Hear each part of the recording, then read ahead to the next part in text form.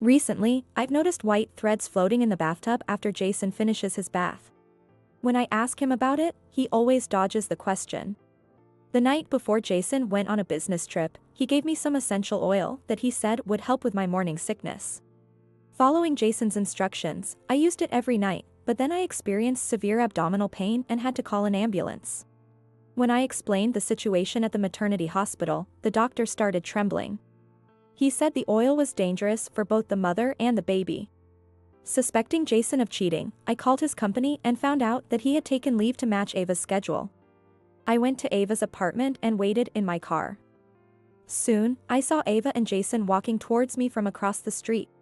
I can't wait to live together soon. If this plan works, we can send Emily back to her parents. If we say she lost the baby and became emotionally unstable, it wouldn't be weird to live apart. It's her fault for getting pregnant without considering that I don't like kids. I collapsed onto the steering wheel, sobbing. Eventually, I lifted my head and vowed to get revenge on Jason and Ava. I'll never forgive them. My name is Emily, and I'm a 40-year-old housewife. I met Jason at work and married him 5 years ago. Jason works for a major company. He's a regular employee, but his diligent work earns him a high salary. Recently, I finally achieved my long-held dream of becoming pregnant. I spend my days looking at the ultrasound pictures, eagerly waiting to meet my baby. But lately, I've been filled with anxiety. Jason's behavior has been strange. Eventually, I realized Jason's true nature, and I got chills down my spine. I became close to Jason when we were assigned to the same team at his company's affiliate where I was working. Jason is not the type to be aggressive at work, but his bosses adored him, and his colleagues liked him too. I have difficulty communicating with people and take a long time to open up to others, so I admired Jason. When he asked me out, I seriously wondered what he saw in someone like me. When he proposed to me, I gathered the courage to ask him, and he answered with a gentle smile. I like how modest and obedient you are. Plus, I find you attractive. I was surprised, but happy since I was self-conscious about my baby face and petite figure. Later, we asked Jason's boss to act as our witness, and we got married. The first year passed without any issues, as we were both enjoying our newlywed life. However, by the second year, I started struggling to balance housework and my job. Jason forgot our pre-marriage promise to share the housework and began dumping everything on me. I know you work full-time too, and it's tough. But I can't relax when the house is messy. I was confused by his complaint. I did the dishes and laundry regularly. I just couldn't find time to vacuum every day, so there was a bit of dust in the corners. I wipe every day with a cleaning sheet. This is an apartment, so vacuuming early in the morning or late at night would be a nuisance. Yeah, but I'm a neat freak. It makes me uncomfortable. Despite saying this, Jason's study is a complete mess. He told me not to enter his study, so I only peeked from the hallway. Seeing the chaos inside, I was horrified. The room was littered with empty snack bags, beer bottles, and car magazines, leaving no place to step. His work desk is probably tidy because he cares about appearances. Jason's complaints didn't stop there. Lately, the meals have been lacking effort too. It's always pre-cooked food heated in the microwave. I want freshly made food. This is no different from store-bought deli food. I couldn't believe what I was hearing. Calling the meals I prepared on weekends deli food was unbelievable. Look, keeping the house spotless and always having freshly made meals while working full-time is impossible without hiring a housekeeper. Then why don't you quit your job? Jason said coolly. But just become a housewife. I'll work to make up for it. A sense of unease washed over me. It might be fine for the two of us, but if we had children someday, we might not have enough for their education. As I hesitated to respond, Jason looked into my face and smiled gently. I'm worried about your health. It's hard to see you so exhausted every day. Jason. Please, become a housewife. I took pride in my job. The environment was good, and I wanted to continue until retirement if possible, but I didn't want to worry Jason. After much deliberation, I resigned from my job, despite my colleagues and bosses expressing regret. I've always been shy and slow to open up to others since childhood. But once I became friends with someone, I maintained a deep and lasting relationship. So I vowed to cherish Jason. Jason cherished me too. However, once I became a housewife and relied on Jason's income, he began to act more domineering towards me. What? Did the orthopedic doctor you've been seeing change? Yes. The previous doctor was a woman, but now her son in his 20s has taken over. She retired, and Dr. Anderson's son took her place. When I mentioned going to the doctor for a sprained ankle, Jason's displeasure was evident. Then stop going there. Switch to a hospital in the next town with a female doctor. But I was told to come until it's completely healed. No way.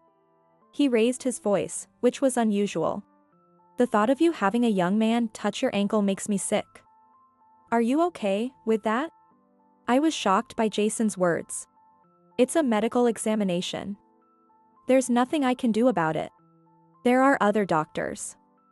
From now on, switch to another in the next town. Otherwise, I won't give you money for the doctor. Since Jason was so adamant, I did as he said. I laughed to myself, thinking he was just jealous, but it soon became no laughing matter. Next, Jason complained about my regular beauty salon. When I said my stylist was going on maternity leave and I would be seeing a male hairdresser, Jason secretly went to the salon and caused trouble. That guy's terrible. Charging $50 for a cut like that is a rip-off. Why don't you change to someone else? I was alarmed but spoke calmly. That's the going rate around here. He's highly rated by my friends too. In what way? He's just popular because of his looks. I bet he's hitting on clients. Don't say that. He has a wife and kids. Then it's definitely an affair. Jason sneered. The thought of that guy touching your hair with those filthy hands makes me furious and keeps me up at night. It's just a haircut. Stop being so ridiculous. I retorted, but his incessant complaints eventually made me switch to another salon. Soon, Jason began criticizing even my brief outings. A housewife going out all the time is strange. You should be more dedicated to your husband. What? I do all the housework properly. I didn't quit my job just to be cooped up at home. You know, I really want to go back to work. I think I could balance it with part-time hours. No way. Jason snapped. The housework would definitely suffer. I'm providing for you, so what are you dissatisfied with? I was speechless at Jason's furrowed brow. When I asked my college friend, Sarah, for advice, she was understandably shocked. Sarah works in HR at Jason's office. Jason listens to us at work and doesn't show any contempt for women. But in private, he's like that? He's a patriarchal nightmare. I don't want to fight with him, and he doesn't verbally abuse me, so I'm at a loss on how to handle it. Sipping coffee at a cafe, I sighed. If it gets any worse, talk to me. I'm on your side. Thank you. I answered with a smile, but gradually I started avoiding going out and became increasingly depressed. One day, I wasn't feeling well for a while. When I took a pregnancy test, it was positive. I screamed with joy in the bathroom. Considering my age, I had half given up, so I was overjoyed to the point of tears. When I told Jason after he came home, his face tightened for a moment before he forced a smile. Really? I can't believe it. Me neither. I'll get checked at the hospital tomorrow. I'll make sure it's a place with a female doctor. When should we tell our parents? Let's wait until we're in the stable period. That's right. We don't know if everything will go smoothly yet. Jason's words bothered me, but they were true. For now, I needed to focus on having a healthy baby. But while I was elated, Jason didn't seem pleased about the pregnancy. He had always said he wasn't fond of kids, and we had agreed to give up if we didn't conceive naturally. I hoped his feelings would change now that we were having a baby. There are plenty of people who don't like kids but love their own. So, I subtly brought up baby-related topics every day, hoping he'd start to feel the same. Liam, Noah, Olivia. Modern names are so stylish. Gender-neutral names are trendy now. Despite Jason being engrossed in his phone, I kept talking. Which names do you like, Jason? Can't you see I'm busy? I'll leave it up to you. His indifferent attitude was disappointing. Another day. You're taking a day off soon, right? I have a prenatal checkup that day. Let's go together. What would a man do there? It's got nothing to do with me. I felt my cheeks tighten. It's absurd to say it's irrelevant when he's the father. As I stood there stunned, he delivered the final blow with a smirk. I can't handle horror movies, so count me out for attending the birth. I was deeply disappointed by such a terrible comparison. I'm risking my life to give birth. However, struggling with morning sickness left me too exhausted to argue with Jason. With nausea, sleepiness, and fatigue, I could hardly stand in the kitchen or do cleaning.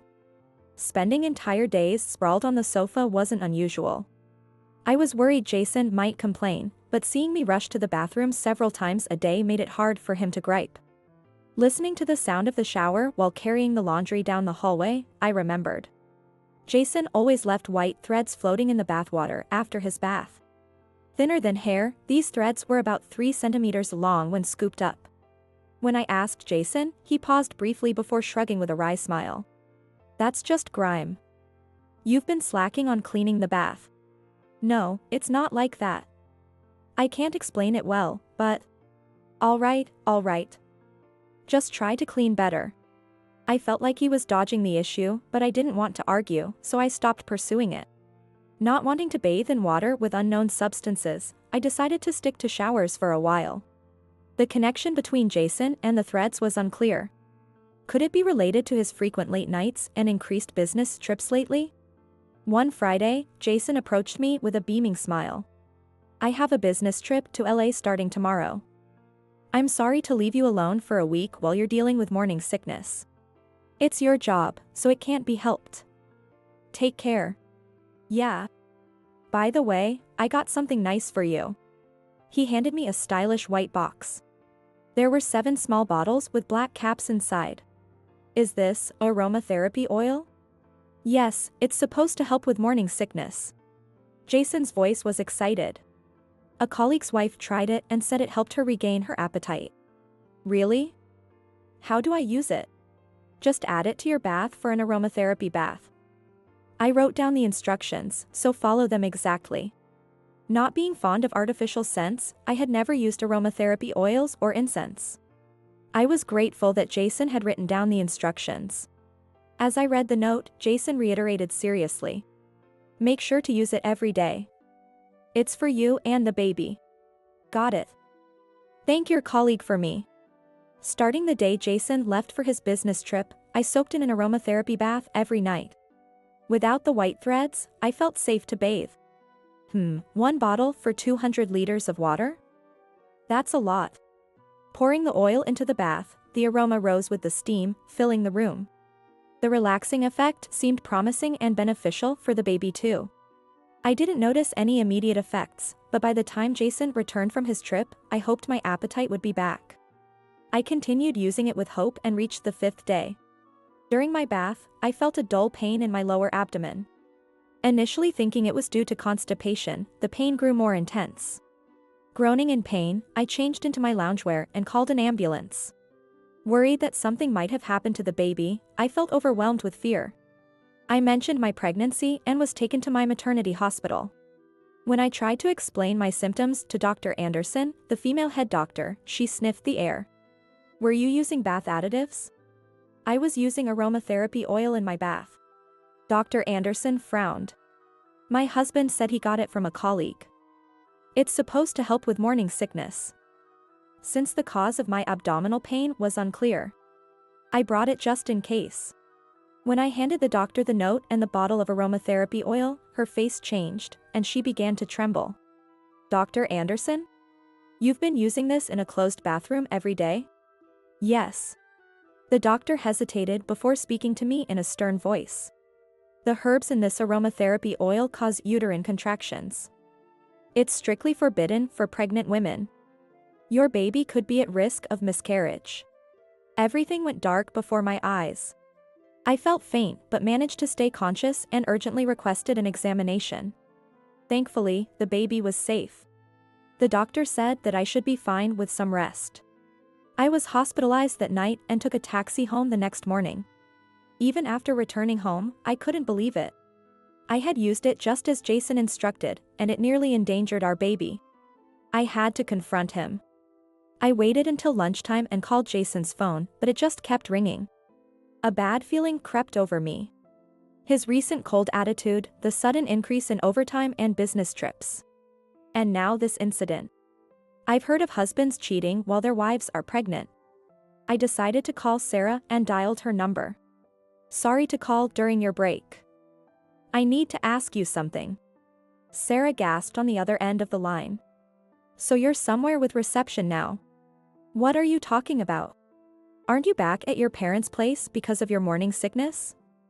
I heard it's in a rural area with poor reception. So I held off on messaging you. Jason said he was with you, so I thought it was okay. I'm at home. What? How is that possible? Jason told me he's on a business trip to LA. Sarah sighed deeply. He wanted to prevent me from contacting you. So his affair wouldn't be discovered. Exactly. Hey, is there a female employee who's taken leave at the same time? Hold on. Ava from accounting. Do you need her address? Yes, please. My anger overshadowed the shock. I was certain Jason was there. I hung up and drove to the address Sarah provided.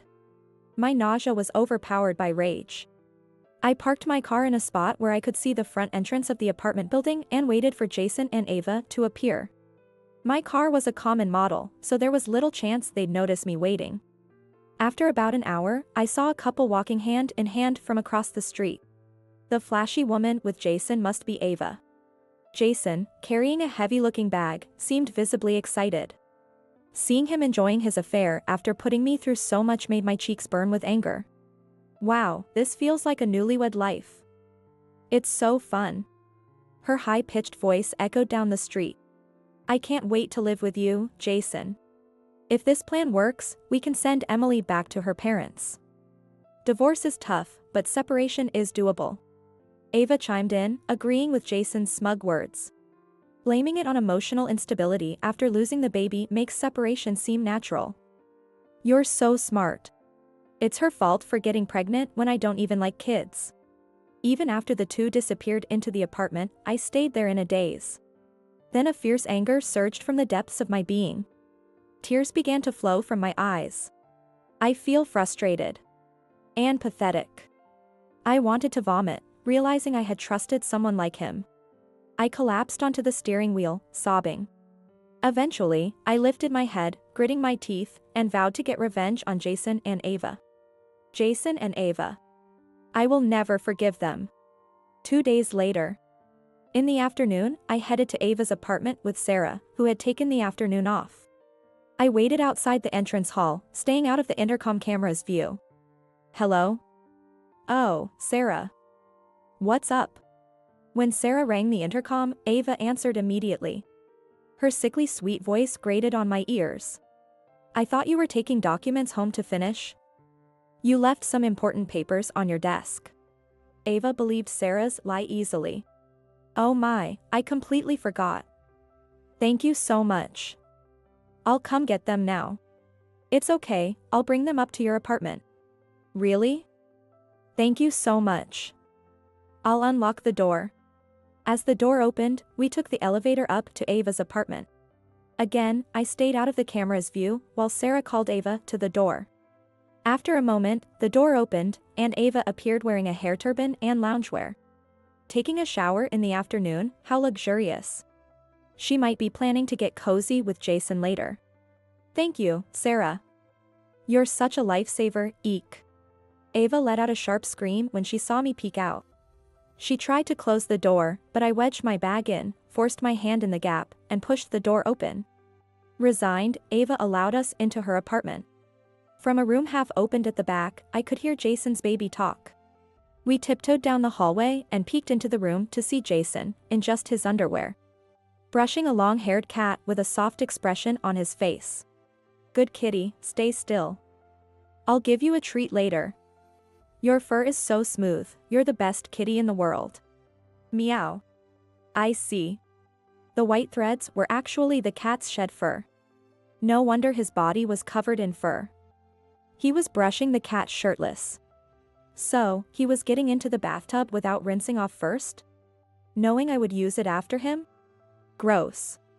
Seeing Jason's affectionate face made my anger boil. He cared more about his mistress's cat than our unborn baby. The first to notice my resentful glare was the cat. It got scared and trembled, then darted to a corner of the room. "What's wrong, kitty? Come play with daddy." "So, since when did you become a daddy? Or did you get Ava pregnant too?" Jason's eyes widened when he saw me in the living room. "What? How?" "Jason, you're sloppy." Jason's eyes widened as Sarah stepped out from behind me. "Oh right, you were friends with Sarah." Jason sighed as if exasperated, while Ava hugged him from behind. "Jason, we've been caught." "Don't worry, Ava. Leave it to me." Jason puffed out his chest, standing there in his underwear, looking ridiculous. I almost laughed despite the situation. "Emily, how are you feeling? I told you countless times that I'm struggling with morning sickness." "No, I mean, if you made it here, you must be fine. Did you not use the aromatherapy oil?" Ava interjected. "That's why both mother and baby are healthy." "Oh, I see. You should trust your husband more." Seeing Ava smirking and Jason looking disappointed, I felt a surge of anger. "I did use it. I was happy you cared about me and the baby. After that, I was in excruciating pain and had to call an ambulance. We almost didn't make it in time." As I shouted, Ava interrupted in her sickly sweet voice. "Oh, what a shame. A baby that daddy doesn't want should just disappear. Do you realize what you've done? You tried to take the lives of me and my baby." "No, that's not right," Jason said, laughing. "Since the baby isn't born yet, it's not a person. Are you really pregnant? Or are you just pretending because you sensed I was cheating?" "Yeah, and the severe morning sickness is just an act." The sight of Jason and Ava laughing loudly makes my brain boil. "I showed you the ultrasound picture. You could have borrowed it from another pregnant woman. Your belly is still flat, so I don't trust it. Maybe it's another man's child." "You two, knock it off," Sarah scolded, but they kept smirking. "Even if it's my child, I don't want it," he said, driving a knife through my heart. "Don't get pregnant without my permission. You did something unnecessary. Why do you reject it so much? Do you really hate the idea of becoming a father? Are you that averse to children?" When I asked, Jason frowned and spat out his response. "Of course, I hate it. Once the baby is born, who will take care of me?" Jason unleashed a torrent of complaints against me. "Emily, you were cute when we got married, but now you're old and ugly. With pregnancy, you look terrible. You're skinny and pale. Your skin is rough. There's no femininity left." He pointed at me, shouting. "How can you call yourself my wife looking like that? You're an embarrassment. I shouldn't have married an old woman like you at 35. And look at you, Jason. Your belly's growing, your hair's thinning. You're a full-blown middle-aged man." Jason completely ignored my words. "On top of that, lately, all you talk about is the baby. Have you forgotten that I'm the head of this household? As my wife, you should prioritize me. I don't care about the baby." I was stunned by Jason's selfishness. He's like a child. It was clear that having him as a father would make both me and the baby miserable. Ava, who had been enjoying Jason's rant, chimed in. "Jason isn't interested in a 40-year-old hag. Someone young and beautiful like me is more suitable." "Yes, he seems to prefer anyone young and pretty." Sarah and I exchanged glances and nodded in agreement. Sarah pulled out a large envelope, not with documents, but with photos. Ava watched curiously as Sarah laid the photos out on the living room table. When Jason saw them, his earlier bravado vanished, replaced with a look of unease and restlessness. "Ava, you recognize these people, right? They all work in the same sales department as Jason." What is this?" "I've collected some audio evidence. This is where the fun begins." "No, please stop." Ignoring Jason's weak protest, Sarah pressed the play button on her phone's recording app. I'm secretly dating Jason. No one else knows. What, Ava too? Isn't she an old lady at 28? He switched to a younger girl like me. Jason told me I'm his ideal woman. We've been dating for 3 months. He's getting a divorce soon, right? Jason said we should keep our office romance a secret to avoid trouble. The spa trip during the business trip was so fun.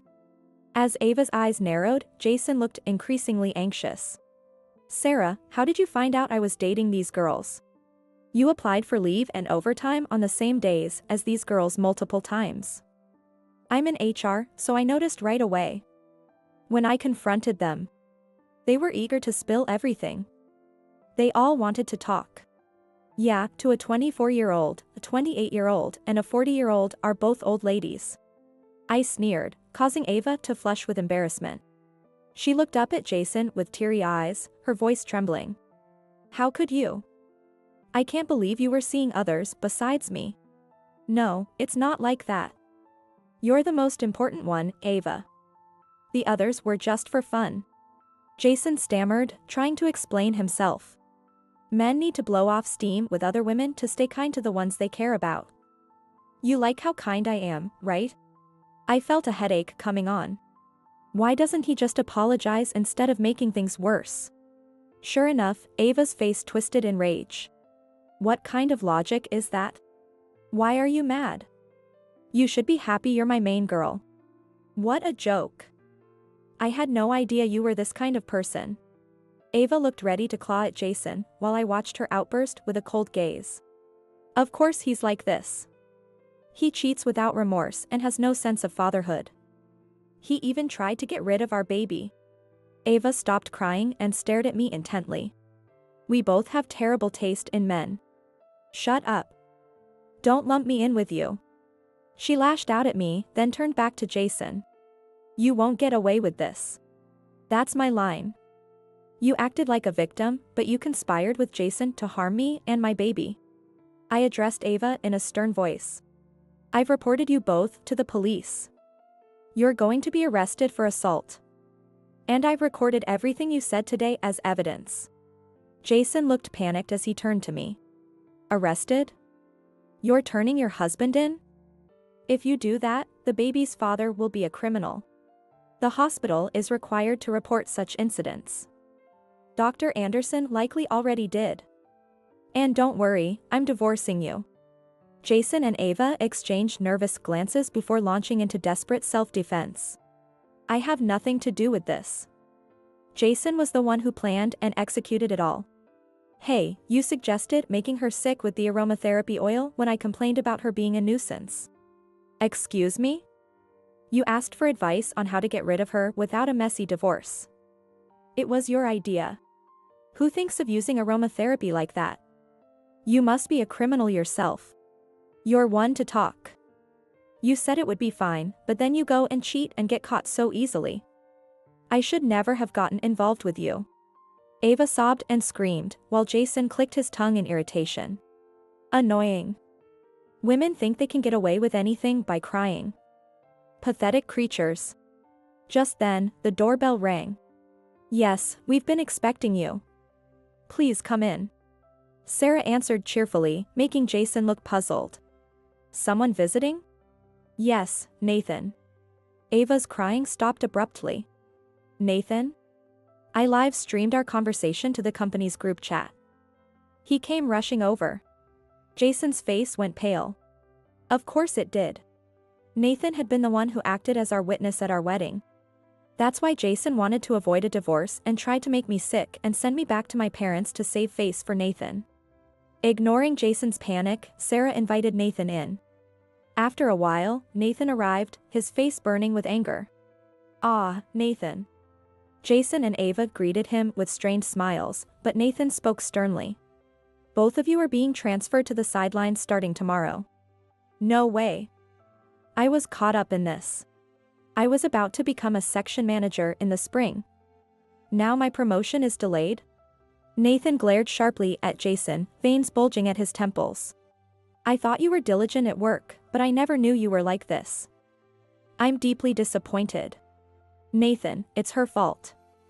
I didn't want kids, but she went ahead anyway. Jason pleaded tearfully, but Nathan looked at him with icy disdain. Forget about promotion. You're now a prime candidate for dismissal. If the company's performance declines, you'll be the first to get fired. Good luck. With that, Jason's expression turned to despair. Nathan turned to me and apologized. I apologize for the trouble caused by my subordinates. They will be held accountable. If you need any testimony, please let me know. I'm sorry for causing trouble as well. I apologized to Nathan. Jason and Ava slumped to the floor, their heads hanging low. After putting me through so much, did they really think they could continue living peacefully? I was appalled by their audacity. Sarah is helping me pack, and I'll be going back to my parents' place. Send the divorce petition to my parents' house once you've signed them. I'll be claiming alimony and child support through a lawyer later. I watched as Jason nodded yes, weakly, then left Ava's apartment with Sarah and Nathan. The next day, Jason and Ava were arrested for assault but were released a week later on probation as it was their first offense. They soon broke up. They continued working at the company in their sideline positions, but the widespread rumors made their work unbearable, and they eventually quit. I received alimony from them, so I didn't care what happened to them afterward. Ava disappeared, while Jason, disowned by his parents, took on multiple part-time jobs to make ends meet. Sarah, who saw him in town, said he looked nothing like the man who once worked at a major company, now shabby and worn out. Jason's parents, having learned about the incident, came all the way from the countryside to apologize to me. They had always been kind to me, and I held no grudge against them. When my daughter was born safely, they cried with joy. So I plan to take my daughter to visit them during holidays. If my daughter ever wants to meet her father, I'll set conditions, such as accompanying her, to make it happen. Seeing my daughter's innocent smile makes me pity Jason, who said he didn't want her. Motherhood is challenging, but I'm truly glad to be her mother. I want to continue watching her grow, surrounded by people who love her.